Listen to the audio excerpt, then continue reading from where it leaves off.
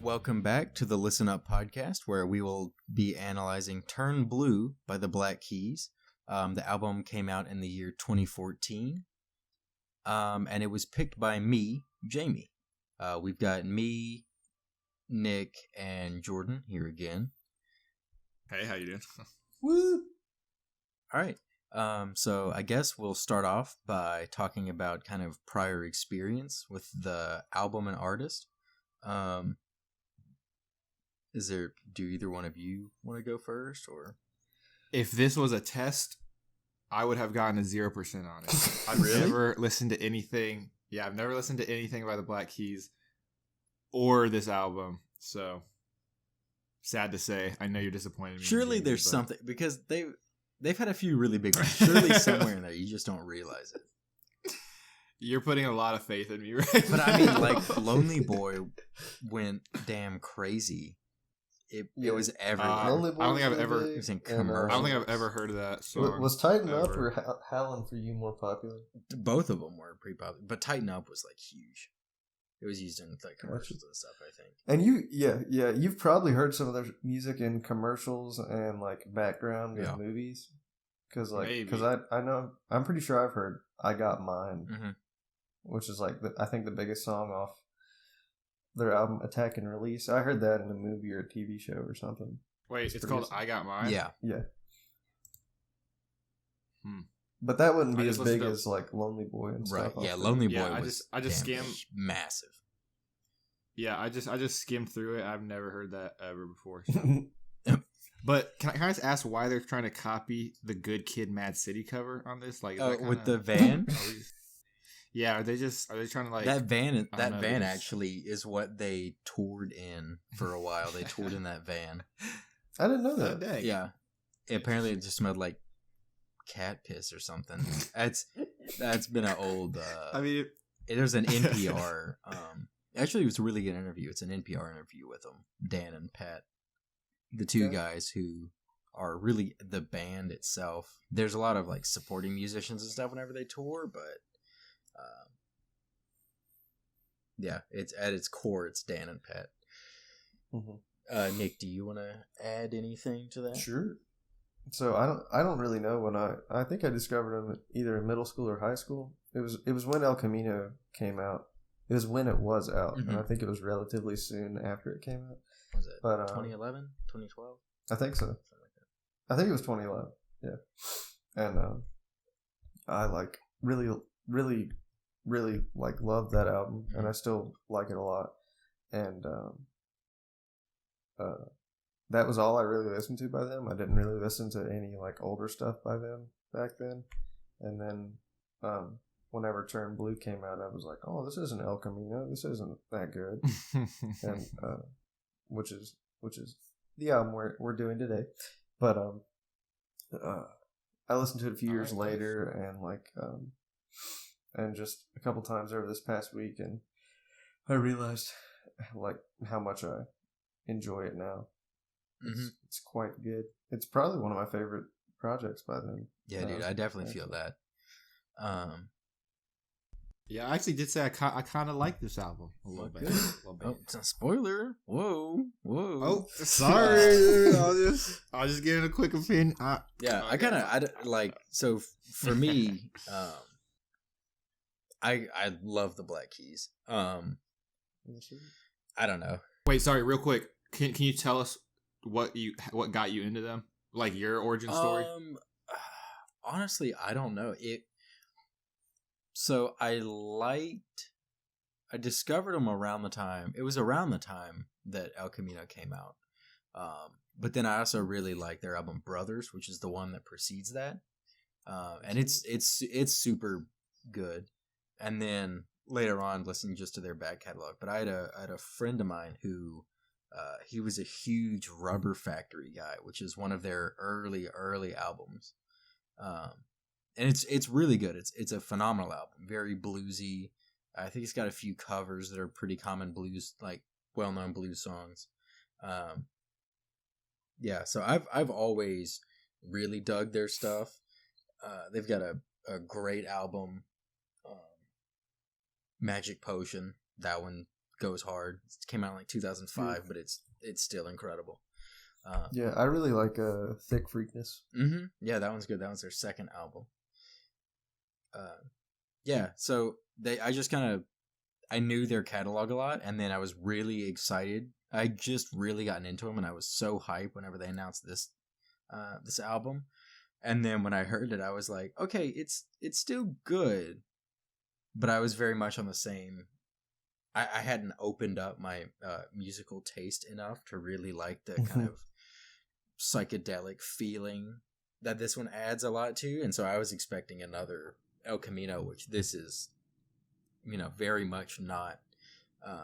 And then I listened to this, I don't know, probably within the last month.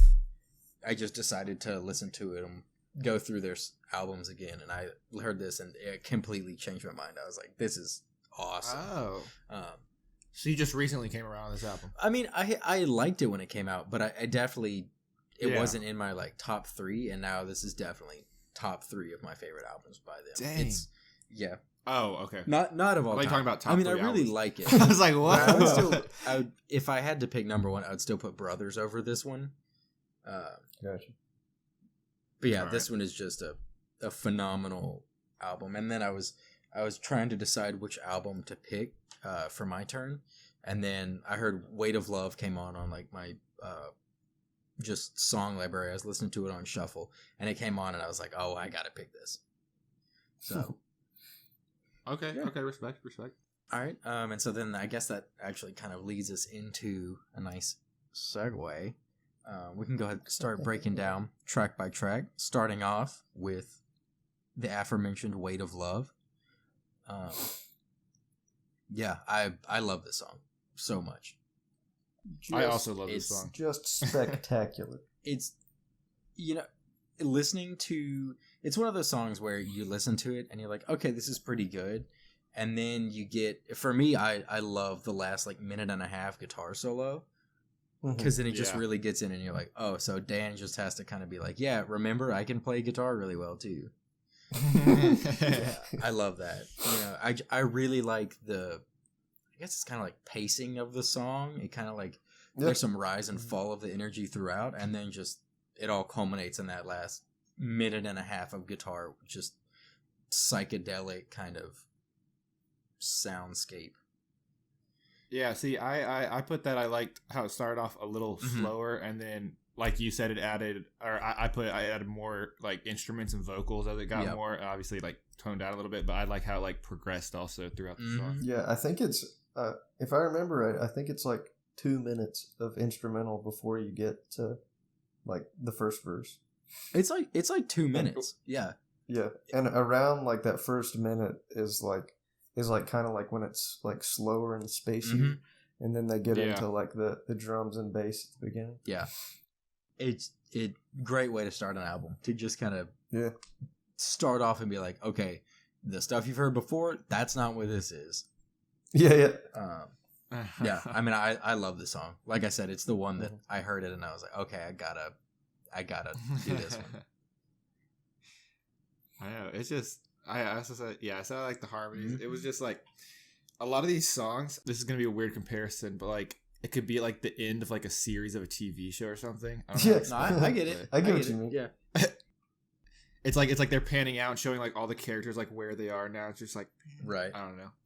Yeah, no, I get it, and that actually, I guess we'll get into it more. There was some stuff I found doing a little bit of research and just looking at the lyrics that it's actually a very thematic album. I didn't realize. Yeah, interesting. Yeah, I found that out too. I never realized how many of the songs are about heartache and what? Heartache, heartbreak. Okay. Well, okay. I give you a little hint. Or relationship troubles. Yeah, it's about a very messy divorce of his. Oh, I didn't know. Yeah, I found that out. Okay, cool. So then I guess we'll move into the next song, In Time. Oh, what I did want to add, I really like how there's the massive guitar solo, and then it kind of breaks down into this just very sparse kind of chilling out, and then it just kind of starts off into the ooh ooh oohs of In Time. I really like that transition. Yeah, me too. Yeah, so we'll talk about In Time. You know, I like this song. I really like the saxophone, the kind of the throughout the entire thing. Yeah, I really like that. Jamie, I literally put. I also like and then I put AAAERH because I was trying to like replicate that sound. You did some onomatopoeia. I said, yeah. Yeah, I said I like the Yeah, I didn't know. I didn't know what brass instrument it was, but I put that I like the brass. Bro, I will have you know that is a woodwind instrument. But it's, saxophone is? Okay, yeah. So it's a woodwind, but it's made entirely out of brass, but it has valves, and you play with a reed. We kind of like to say, yeah. Wow, that's we went confusing. through our whole, you know. I played saxophone for the audio listeners who don't know, and yeah, you just kind of ride that like you hang out with the brass players and the woodwinds because you're kind of it's messy, you know. Yeah, I really that's like funny. How in the song the verses are very, you know, just Dan, and then I really like how saturated the backing vocals are in the chorus sections. Yeah, I said I really like the high pitched vocals and like in the background again too. Like you said, it's very like a lot on this album. He doesn't use just or maybe sometimes, but a lot of it's just kind of really high pitched, like slow talking. I don't know how to put that. Yeah, he definitely hits that. I don't know. I don't think it's quite as high as a falsetto would be, but yeah, he definitely will just for some reason be in like a higher register. Absolutely. It definitely gives it a more like trippier vibe, I think, which is maybe what he was going for. It is. Yeah, I can see that. It adds a lot to how it's kind of more eclectic sound and not just the same thing the whole time. BRB Googling what eclectic means. Like a very variety. Yeah. Okay. Sorry, I'm not cultured. I don't know that you're not cultured because you don't know the word eclectic. That's just, I don't know.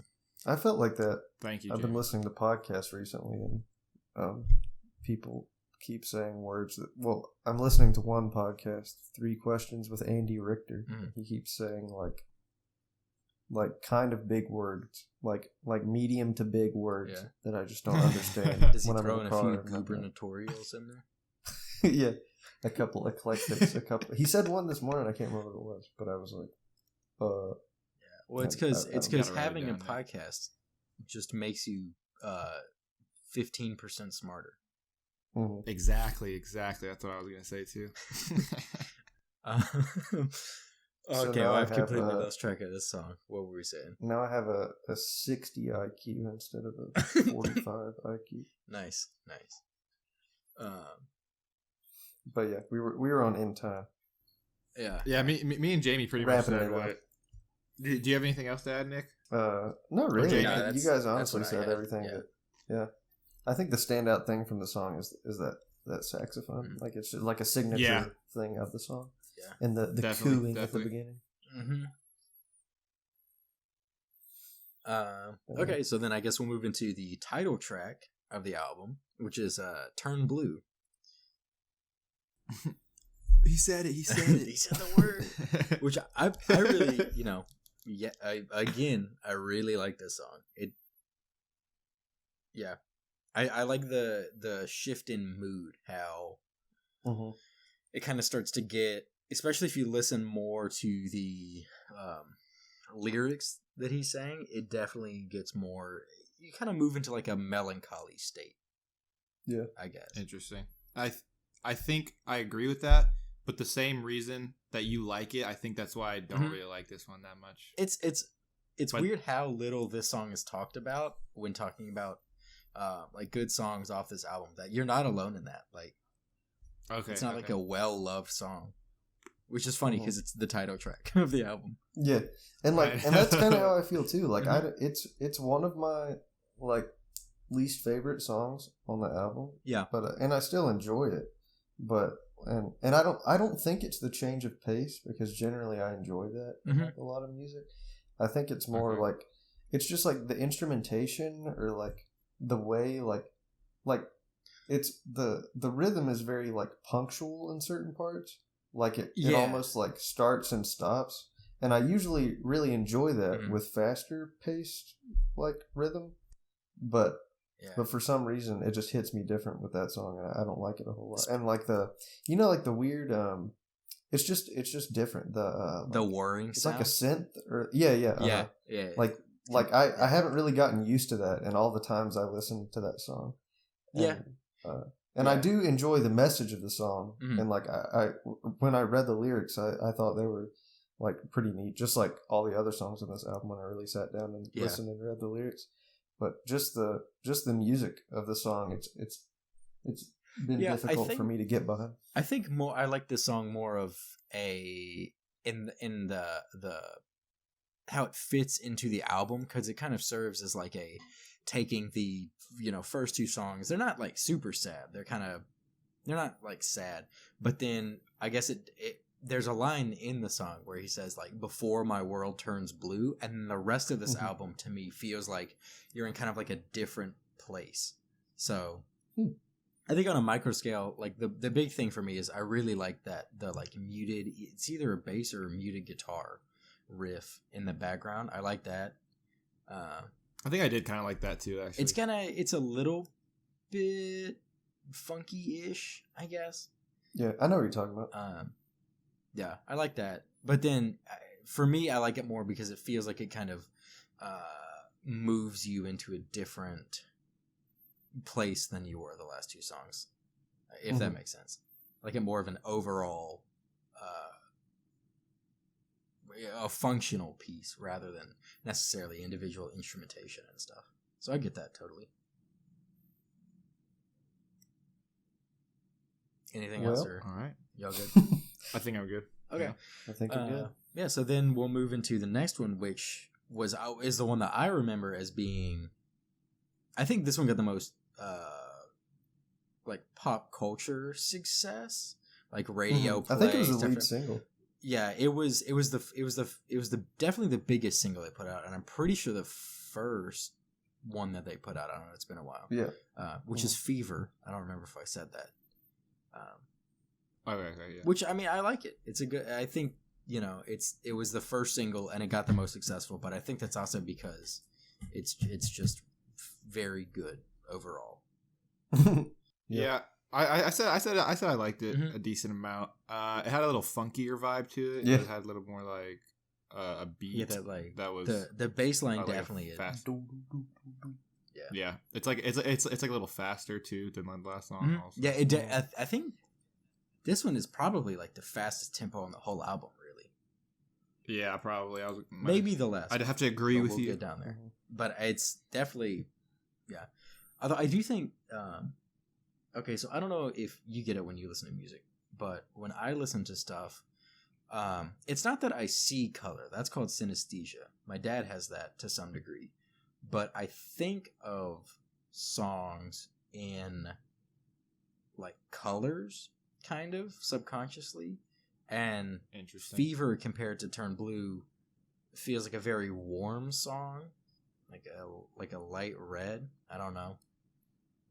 Just thought I'd throw that out there. That's a good yeah, that's a very personal thing, obviously, but I'm glad you said it though, because that's kind of cool. I actually I do want to take that and kind of turn it into like an art project, but that's a whole other thing. That actually sounds really cool. Yeah, but I really like bring me and Nick over for that too. Okay. And we'll paint our bodies. Okay, so back to the song at hand. I like the contrast between the like upbeatness of this compared to Turn Blue. But I also think that this is probably, if I were to pick a song to just listen to off this album, it's probably going to be either this one or Weight of Love, honestly. Like I like them all, but this one's just kind of like a, it's got some like a feel good song. Yeah, it's got like a cool section in the beginning, and then it like in the lyrics, looking into the lyrics, it's where he starts to really talk about something being good and then becoming like a bad fever, giving him like stress and ache and stuff like that. And then I really dig the breakdown towards the end of it. Yeah. Like that just kind of gets super, I guess it's funky adjacent. Yeah. Yeah, I really like that section of the song. Yeah. Okay. I really like, it's at the beginning of this song and like at like the beginning of where like the main instrumentation of Weight of Love starts, and a couple other songs on the album. There's just like a good consistent bass line that establishes like the rhythm. Yeah. And I feel like that's something that I just enjoy in music in general. Like a good analogy you would understand, Jamie, is Super Soaker by Kings of Leon. Like at the bass at the beginning of that pulls me into the song. That's something I always really enjoy, and that's like super duper present in this song. Definitely. Yeah, definitely. Because it starts and then that's like the whole thing basically throughout. Mm-hmm. I gotcha. I think that kind of lends to a little bit to like how we're kind of creatures of comfort. It's like kind of like a constant thing that you know is there. Mm-hmm. So you can kind of listen to other stuff. Maybe. That's just a hypothesis, you know. Oh. All right. Anything else to add for y'all? I liked the like. I think the lyrics in this song aren't as straightforward as some of the messages in other songs. Gotcha. And that like that's kind of like, I don't know. I think the whole fever thing makes it catchy and like gives it a bit of like an anthemic feel. Mm-hmm. But like I really enjoyed digging into the like what the fever was, because I never really like dug that much into it when I listened to it before. I was just like, hey, this song's catchy.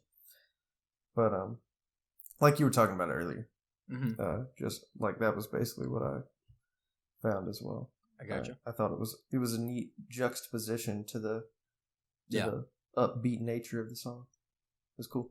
Yeah, that's true. That's definitely worth pointing out, is the disparity between what the lyrics are saying versus what the feeling of the song is portraying. Mm-hmm. Yeah, I'm gonna admit I thought it'd be a good idea to not read the lyrics and just like experience the music. But from now on, I'm gonna start reading the lyrics because I realized that I wasn't like getting encompassed in all of it. So that's just to put it out there. I didn't read the lyrics, so I still think I do think that there's still merit to not using the lyrics. So typically what I'll do is like the first time I listen to an album, not just for this, but just in general, I'll listen to it without the lyrics, like you said, and then after if I feel like it, I'll actually kind of do a little bit more research. So I kind of do a little bit of both, I guess. I got you. Yeah. But yeah, I think I'm going to do what you do and like listen to it regularly the first time, and then maybe look at the lyrics and see if I can get anything else from that. I gotcha. All right. So I guess then we'll move into Year in Review, the next song. Year Review. I don't know. I think for me, at least, I don't know how you guys feel. This to me is like I don't know. It might be my least favorite on the album. Bro. It's got some good lines in it. But I mean, I really like the music. It's still a good song. I was about to say it's one of my favorite songs on the album. Yeah, I still like the song, but if I had to pit all 11 up against one another, it'd probably be my least favorite. But I got you. Interesting. Yeah, the music's definitely good. There's a band that I like a lot called Spoon, and their drummer. Wait, called what? Spoon. Called what? Just like the utensil spoon. Oh, Spoon. Gotcha. Yeah. Okay. And their drummer went to NC State and majored in electrical engineering. That's true. Go Pack. Yeah, that's crazy. And they're like a relatively big alternative band, but dang, they have that's crazy. Yeah. They he like, and his drums like really lead a lot of their songs. Like a lot of my favorite songs by them like are really led by like his just like thumping and crashing like drum beats, and that's kind of how in this song, like that's kind of how I felt in this song in Year in Review. I can't like really describe it off the top of my head, but Patrick Carney, the drummer, he was getting to me. I got you. Pat Carney. I definitely like the background music more than I like the vocals in this one, but like this is a song I could listen to just without the singing, if I'm going to be honest. Yeah, like, I gotcha. Not like a mean way, but I just like listening to it. I felt like Dan Auerbach, I felt like he had a lot of like passion in this song. I don't know if that was just with me, but one of my I feel like it's really emphasized when he says sin in the second verse. He says, "You can never find a soul that's got no pain within, just like you'll never find a sing." This says, okay, I'm pretty sure it says singer in the song, but maybe it's single. I don't know. But no, yeah, it's just like you'll never find a single without that sin. No sin. Yeah, and then he says like, "Will it ever end?" I do think that this is definitely the most. I don't know. I guess they're all kind of personal, but I think the most like emotive song about that. There's like that, and then at the end he's like, "The only thing you've got is you, so leave it alone." Yeah, I mean, I think that it's cool because it's Year in Review, and if it starts out with him asking questions like, why do you want to love the ones who hurt you? And then break down when they go and desert you, kind of, why are you sticking to what's causing you pain? And just kind of I don't know, I guess more of an introspective song. Yeah. I mean, like I said, this album actually is largely about his divorce, which happened around that time. So I think that it definitely, this one definitely lends credibility to that. I got you. Yeah. I mean, it's a good song. That's kind of all I had. I didn't have that many notes for it. Yeah, me either. Okay. So then we'll move into Bullet in the Brain, which is the 6th song on the album. I like this one. It's good. I think it feels spacey, like Weight of Love. Mm-hmm. Yeah, it definitely moves more into that, like just letting the background kind of ride and take over the center stage, I guess. Wow, that was a really good way of putting that. Thank you. Like, I know exactly what you mean when you say that. I listened to it because like the background. Well, it has like kind of a beat change like after a minute or a minute 30, but I really like the beginning where it's kind of it feels like you're like floating while like listening to it. Definitely. He's like, it's like a slow, like you just kind of like ride, like as you said, like just riding it. I definitely have gained a lot of this from listening to like music, like listening to a few like record producers interview artists and stuff like that. They've sharpened my vocabulary. Wait, what did you get from that? Just general like hearing them talk about music and then putting words, kind of like what you said, how like it just puts words to what you feel. Okay, yeah. Definitely. I'm sure talking about Broken Record. Yeah, Broken Record. That's the big one. Good podcast. Love that one. Listen to this podcast and Broken Record. Exactly. Listen to this and then go check them out. True. Yeah. Not paid, just really like the word. Rick Rubin is kind of a big deal. That's true. A little bit. Yeah, I really like. It's kind of where the song's title comes from. The titular sentence. I forgot the word for sentence after I said titular. Oh my god. But it's kind of, he really is talking about how bad the situation is. Like, Year in Review and Fever, he's kind of getting to the point where he's like, okay, this kind of sucks. And then at this point, I mean, literally says, sums it up with like, would rather take a bullet in the brain than to remain in the same situation. That's like, oh dang, yeah, this is not good. Yeah, I guess let's looking at it like face value, like that just like if I heard that just seemed like a regular like lyric to me. But I guess when you go deeper into like what was going on when he actually wrote the album, yeah. But it's really cool because once again, I mean, I think for most of the songs up here, it's like the lyricism doesn't fit with the like instrumentation and arrangement. Like, it's not that this song is happy, but you wouldn't think that this is like a boiling point for him or anything like that, Yeah, I'd probably agree. It's pretty cool though. I really like the song. I think this might have also been a single. I don't remember. It's been a while. Yeah, I was still listening to Miley Cyrus in 2014. So. Okay, yeah, this is not that. So.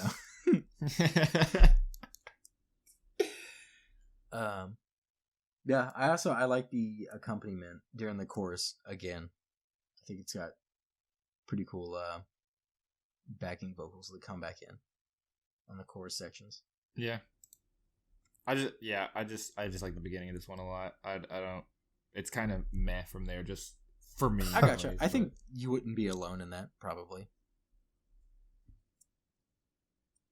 Because it definitely is like the beginning is the most I don't know, it's kind of what draws you into it.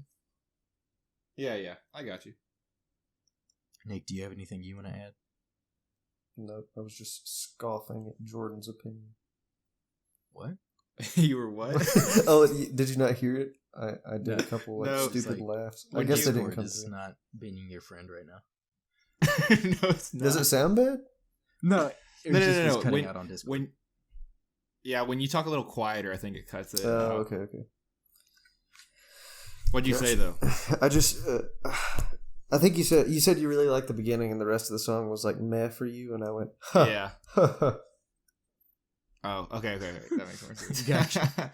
I thought you were saying something in between those breaths, and we thought it was cutting out. And I couldn't hear anything. Yeah. But anyways, next song. Can we move on to the next song? We can move on to "Waiting on Words." No. Oh, wait. No, it's up to you now. I wrote it. Jamie, I'm sorry. I scrolled pick through the right my document song. too far. Yeah, so we'll do "It's Up to You Now." I really like the breakdown in this one again. I think this is the most like psychedelic. When it gets to the breakdown, it gets super spacey. I said this song felt the most like a Brothers song on the album. Definitely. Like their old album? Like distortion he's got on the guitar. Yeah, absolutely. And this song I didn't like as much the first few times I listened to this album over the last week, and then when I read the lyrics, I liked it a lot more, and I felt that revelation yesterday when I was taking notes, and I can't even really describe it now. But I was like, man, like I really like this song. You should have wrote that revelation down. Yeah, yeah. I this song again wasn't like crazy good to me. I don't know. I do like the distortiveness. I'm usually a fan of like singers like distorting their voice to sound cooler or pitching it up or pitching it lower in songs. So I guess Jamie, that's what I liked about the song, but I didn't really like. I remember why much else. when I wonder why. I think I said I remember why. What Nick? I remember why I really like the correlation between as my professor would say, the prosody, the combination between the music and the lyrics, because the music, like towards the end of the song especially, like you were talking about the breakdown with the guitar and like the fuzziness, like it just sounds like it has so much like attitude in it. And the lyrics to the song, I feel like they have like a lot of attitude too. Like the second verse says, "You smoke cigarettes and you act like a clown if you want. It's up to you now." Yeah. You do what you like, and now you wonder why they're gone. It's up to you now. It's just all in your face. I think it's cool looking at the lyrics of the song, it's kind of it furthers the narrative of him being like, okay, this situation's gotta, end. But also it kind of is saying like, yeah, you know, you do what you want. That's up. It's like your prerogative. But at the end of the day, like, someone's got to give, or something's got to give. Yeah. So I like how it goes from the original rhythm to the breakdown, and then kind of just fairly abruptly goes back into the original rhythm to end it up. I think that's cool. But overall, yeah, I like the breakdown. The rest of the song is kind of, yeah. I'm kind of with Jordan on that one. That's what I was going to say. Thought it was cool. The final lyric is him finishing with saying, "It's up to you now." But other than that, yeah. Do you think he's talking to, like, or like not talking, but invoking like his ex or like his divorce? Yeah, fiance? I think it could be that, but it also might be a little bit talking to himself at the same time. I'm not really sure. I'd have to really dig more into it. Okay, I was just wondering what your take on that. Yeah, I think it could definitely be either one, or maybe both actually, instead of either one. Maybe a little bit of both. Yeah, I could see that, because the reason I correlated the lyrics with the music so much was because I thought it sounded like attitude against the other person, but I could definitely see it being reflected on himself too. Yeah, now that you say that, beating himself up a little bit, maybe. I got you. Yeah, so I guess we can then move into now we'll move into Waiting on Words. And this one, to me, I don't know, Nick, you might get it, but Jordan, you wouldn't. It feels this one to me feels a lot like the kind of music he makes in the solo stuff. Oh, okay. Yeah, I could see that. Yeah, I mean, I like this one. I think it's a cool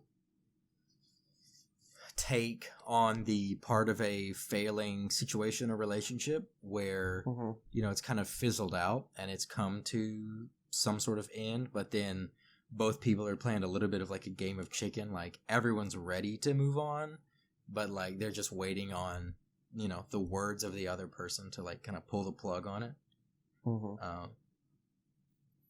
Yeah, I really like the backing vocals of this song a lot. I really like the intro to it. Like it I don't know what it is. I think it sets a cool mood. It sets like a little more, to me, it sets a little deeper melancholy than Turn Blue does. Just the tone of it. Yeah, I could definitely see that. And also lyrically, I felt like it was like, I don't know if it's a turning point in the album as a whole, like with his attitude, or if it's like a song that signifies a turning point in general, because like Gotta Get Away is more positive than a lot of which is the last song on the album. It's more positive than a lot of other songs on the album, but the two songs between that song and the current song, Waiting on Words, they're not necessarily like happy or anything. So yeah, I don't know, but I think it is a positive like thought change. Like he says, like he's accepting goodbye rather than like reflecting on all of like the negative emotions and things like that. Yeah, that's what I was gonna say. I think it's more of just kind of him just kind of accepting what it is, Yep. Yep. Yeah, I like the mood of the song though. I like it a lot. Yeah, that's a good one. Yeah, it's okay. I wasn't too keen on this one either, because it doesn't the pitch doesn't change a lot in their voice. Wait, is it he or she that's singing this? It's a he, but the backing vocals are a lot louder. There's like a female backing. Okay. Okay. It just, the pitch of their voices are pretty high throughout the whole thing, and then the background music kind of is just like, it gets a little bit more intense towards the end, but it's kind of just the same throughout again, which is why without me looking at the lyrics, it kind of just got boring for me. I got you. Towards like the middle of the song. Yeah, I can see that. I've probably skipped the song in the same position. If I'm just like casually listening to it, I'd probably skip this one after like a minute and a half. Yeah, I do like their voice, but again, just like the culmination of the song, I was trying to. Are you skip songs after you listen to them for a minute and a half? Wait, what? That's I said you skip songs after you listen to them for a minute and a half. But at that point, sometimes you just kind of move on to the next one. I guess, yeah, sometimes I do that. But like, most of the time, if I'm that far into it, I'm like, okay, well, I'll just listen to it. Well, it's less than halfway. Yeah, the song's like 4 minutes long. Oh, that's true, I guess. Or you're just waiting for Wayne's verse to finish so you can skip to the next song.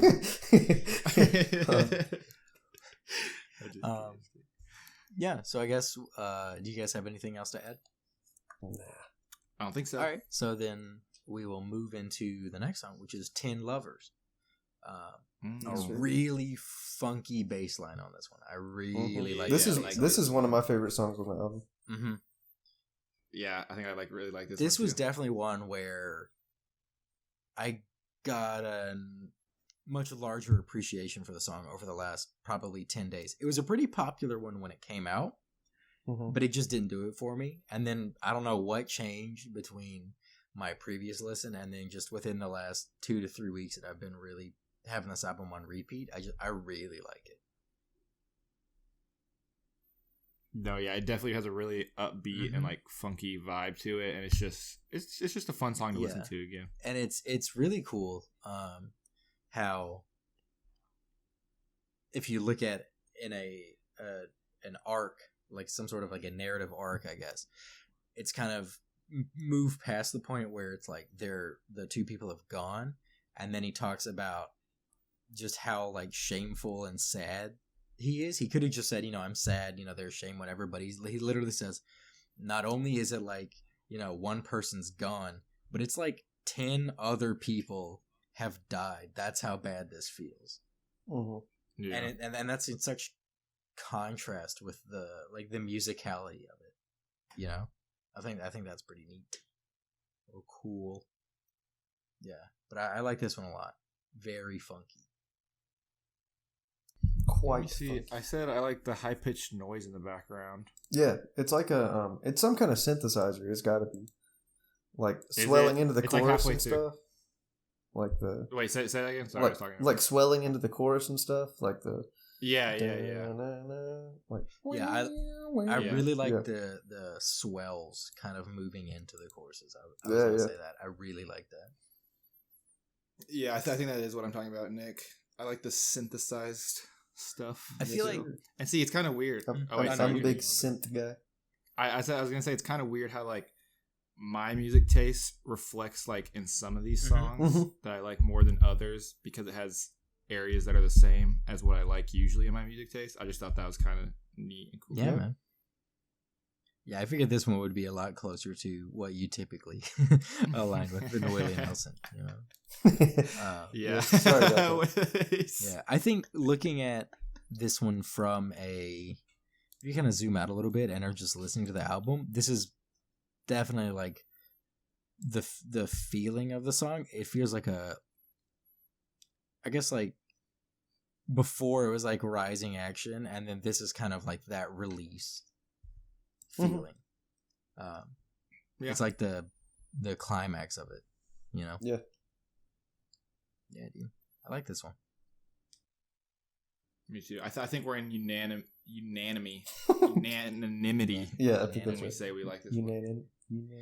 I had to drop a medium to. Okay, what was it? Medium to big. Yeah, which is funny because you wouldn't think of medium in reference to like big. Yeah, true. I get a big fry. You want a medium? Oh, big.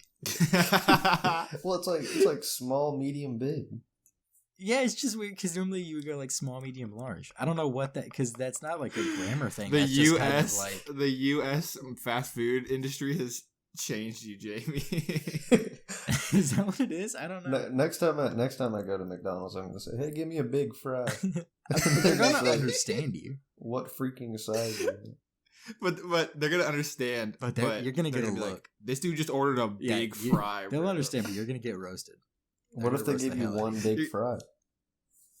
Oh, dang. Okay. Yeah, that's all I have. I don't really have anything else for that. Yeah, that's all I have too. Nick, you got anything? Nah. Just a big fry. Yeah, so then we'll move into In Our Prime, which is the penultimate track. Wait, what? What is penultimate mean? Second to last. Oh, okay. I didn't know that. Yeah. These medium big words, bro. We're busting out like big words on us, Jamie. The large words. I'm sorry, on us, kind of hosting this podcast. It's already my 15%'s already kicked in. Y'all gotta catch up. Yeah, man, I dig this one a lot too. Yeah, isn't there like a beat switch on this one, kind of? Yeah, there is. There definitely is. And then I love it's not so like the end of it wraps up with a guitar solo, and then before that is a really just like kick-ass organ solo. Really? I love it so much. I don't know if I knew that it was an organ while I was listening to it, but I think I like the sound. Yeah, though. So what it is, it's actually pretty common to hear in like jam bands and blues. It's not an organ like a pipe organ. I'm pretty sure it's either a Leslie or a Hammond electric. You're talking organ. about the Hammond? Yeah, and that's what that sound is. Interesting. We talked about that in my music class. But it's that got really big, and I can't remember the time frame, but the bands like the genres you were talking about. Once like the brand Hammond, once they developed that electric organ, all these southern and like country rock and and blues bands and stuff were like, oh man, we got to get one of these. And it's the Hammond organ, blew up. And then there are Leslie speakers in it. That's right. Oh, that's right. Because the reason the organ sound, it kind of has a little bit of like a shift in pitch to it whenever you sustain notes on it. And there's like a rotating speaker on the inside, and that's called a Leslie speaker cabinet. Gotcha. Yeah. But yeah, Jordan, that's a staple of a lot of like Southern rock. Yeah, but I love that sound. Okay. Yeah, I know. I like it too. I just didn't. Thank you for opening my eyes to the Hammond organ. Hammond. Hammond organ. Yeah, like Hammond you learned about in digital signal processing. It's spelled the same way. Yeah. Yeah, that one class. Anyways. Yeah. I did. I came across this whenever I was looking. There's a line in the chorus about the house burned down, but nothing in it was mine, which is a cool way to say like I've moved on. But that is also, I guess it would be allegedly, but it's an alleged reference to him claiming that his ex-wife tried to burn down their house in a failed suicide attempt. Oh, dang. Yeah, just thought I'd throw that in there.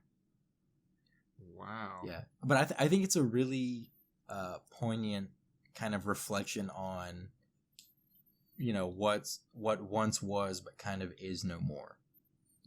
We had it all when we were in our prime. We made our mark when we were in our prime.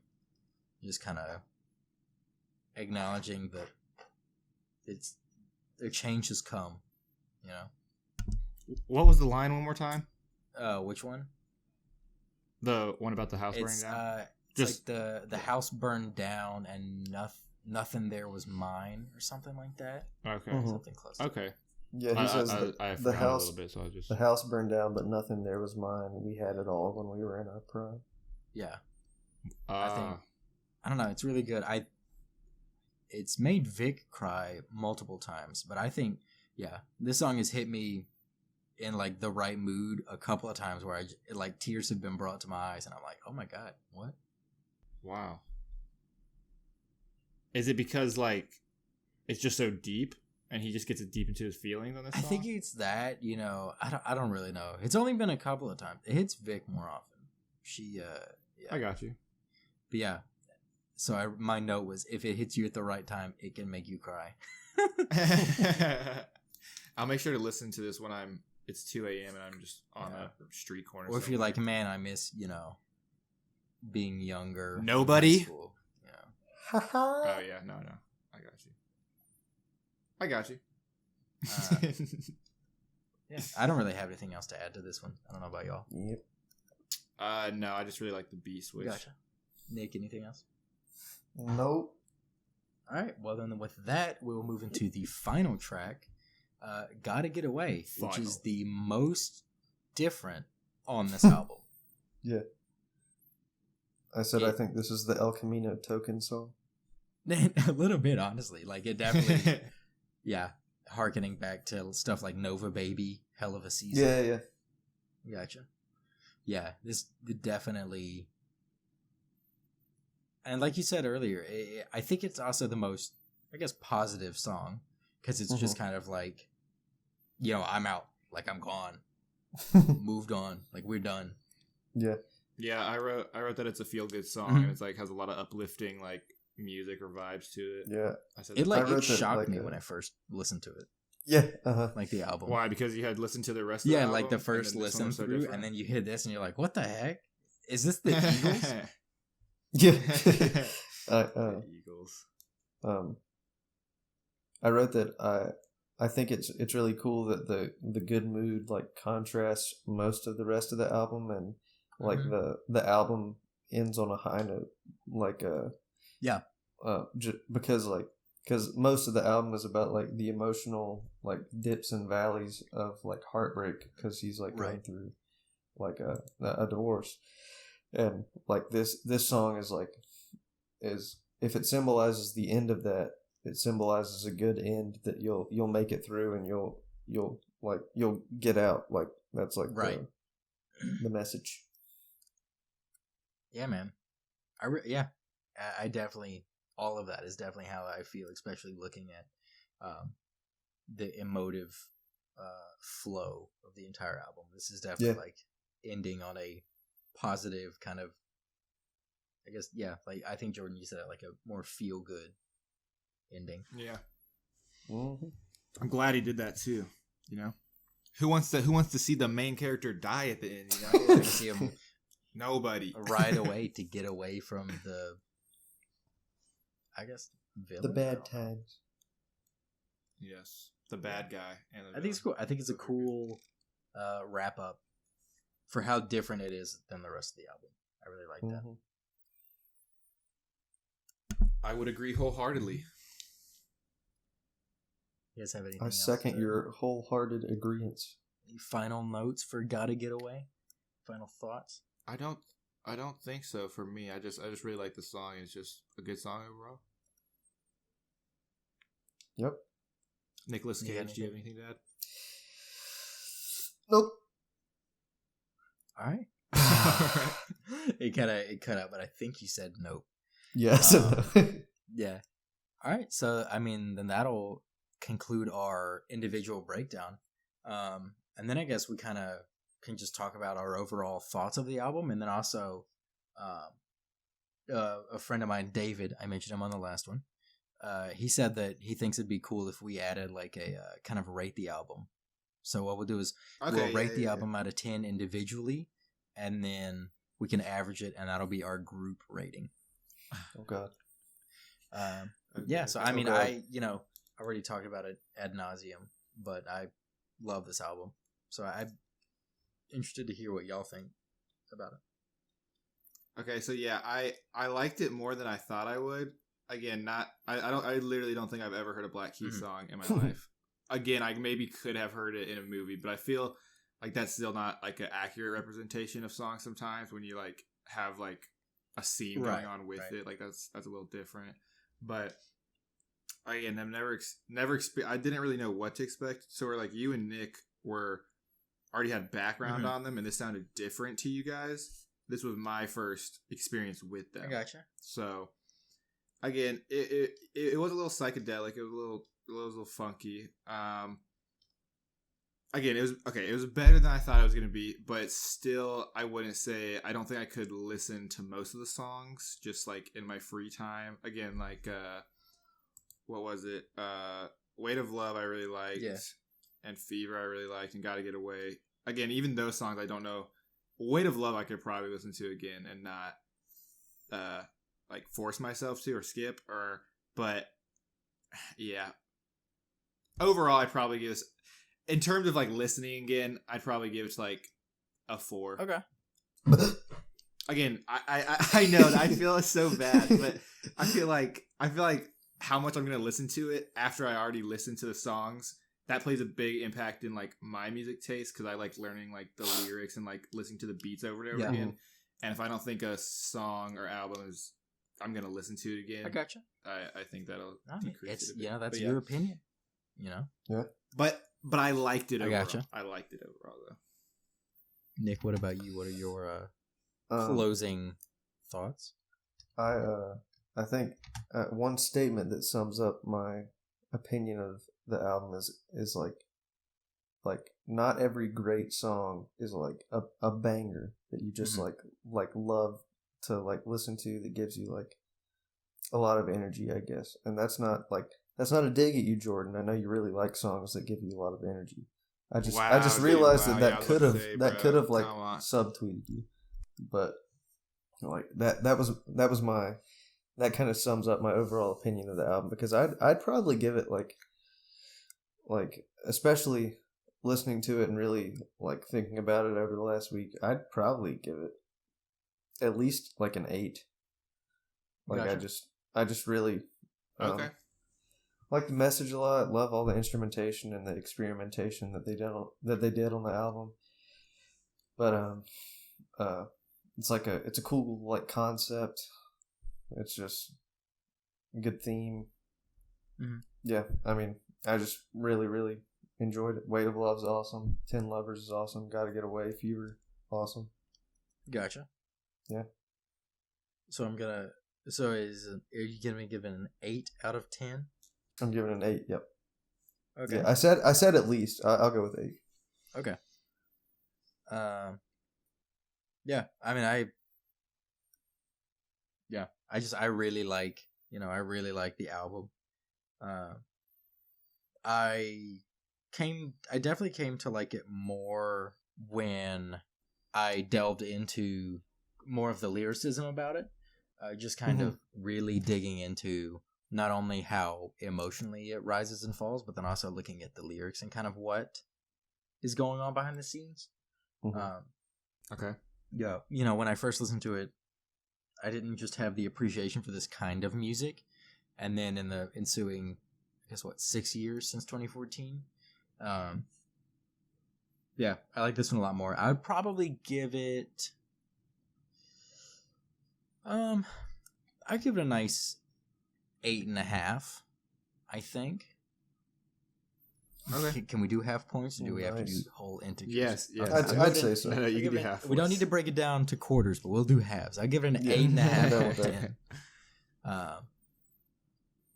Yeah, I don't know. Like, I like the kind of spaciness of it, and if you listen to it, then there really is something there for you. Yeah, I don't know. I like it. No. Yeah. I mean, so I give it a nice 8.5 out of 10, which then would give us an overall, if I've done my math right, of 6.83 out of 10. Sir. Wow, sounds like a pretty bad score for an album. Well, but see, I think it'll be interesting to see, because I'm a little fiend for data. I'm gonna actually chart this in a spreadsheet now. It'd be cool to see what genre scores what, and see if how this kind of changes overall. Yeah, I was gonna say, like, when you propose the rating system, it'll be neat to see what has the highest average rating, like where our taste overlaps the most. That'll be I think it'll be cool. That's actually really cool. So yeah, I guess any other final thoughts about the album? Oh, Jordan, will you be listening to more of the Black Keys or no? There's a lot of new music out right now, so maybe not right now. If you like Gotta Get Away, you should check out El Camino. That's true. Which is their album before this one. Okay. The one with the van on it. If I'm like... With the fake Good Kid, Mad City van. Yeah. Okay, if I'm like dying in a cell somewhere, I'll probably listen to it. Okay, cool. Maybe other albums will crop up. Who knows? I know. I'm just joking. Maybe if like we're hanging out one time, maybe we can like just put it on the background, and just vibe. Play some deep cuts only. Yeah, so I guess that will just kind of conclude our discussion about Turn Blue. Yep. All right. 6.83. We could actually kind of, just kind of say what we've been listening to a lot of recently. Don't have to go into a lot of detail. Just kind of throw it out there. I've been listening to Personally, really, I've listened to 2 albums in the last week since we last recorded. It's been this album, and then when Run the Jewels dropped RTJ4. That's all I've been listening to. It's a good one. Run the Jewels. Highly recommend if you want to overthrow the system. Yeah, I think I'll listen to it since you and Nick said it was such a good album. Man. And Fantana said it was a good album. But yeah, are you done, Jamie? Yeah. What have you been listening to, Jordan? Tell us. All right, guys.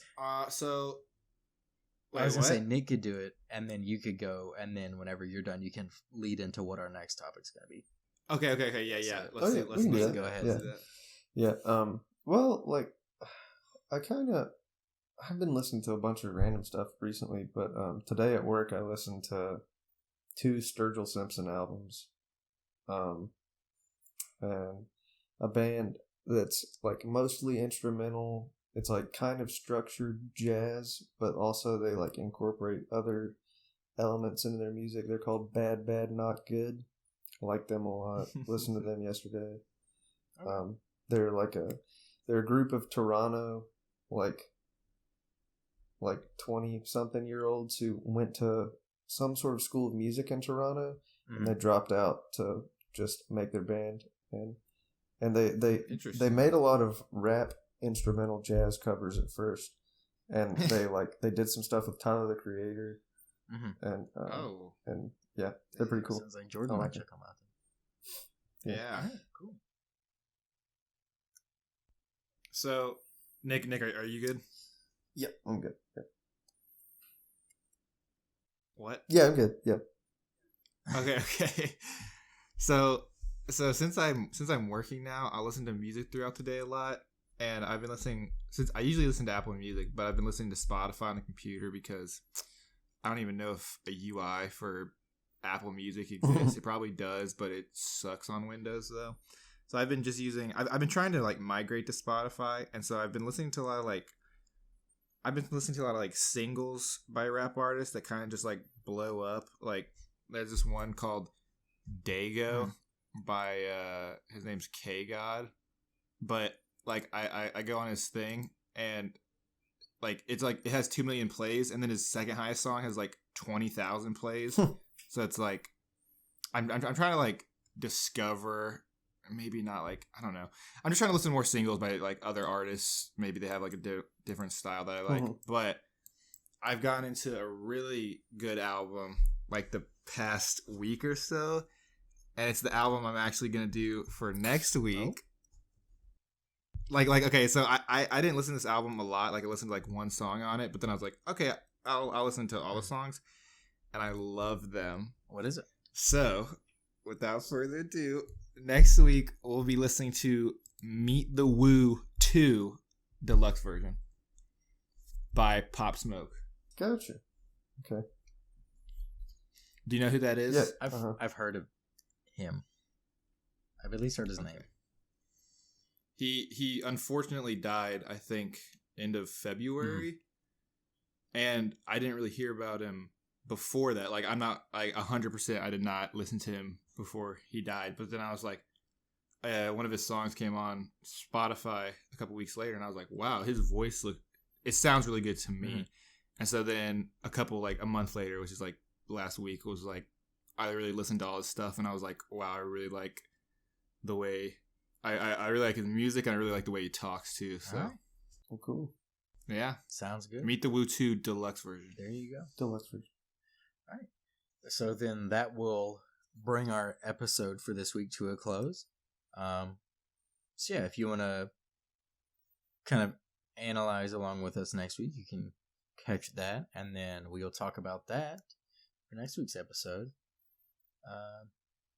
Yeah, if you want to, you can check back here most Fridays. Shooting for in the morning is when I'm trying to get these out on our YouTube channel. But if you want to really be sure, you can always just, if this is on YouTube, hit the subscribe. Maybe leave a comment too. Yeah, definitely throw a comment down for kind of, what you, the listener, have also been listening to. Yeah. All right. So with that, we will end this here podcast episode. Yeah. Thanks for watching, guys. Yeah. All right. And remember to listen up.